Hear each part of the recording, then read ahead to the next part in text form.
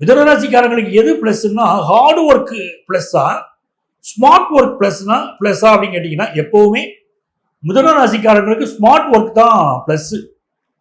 இப்போ இந்த உலகத்தை சுற்றி வரணும் அப்படின்னு சுற்றி வர வேண்டும், அப்ப உங்களுக்கு தான் இந்த மாம்பழம் அப்படின்னு சொல்லும்போது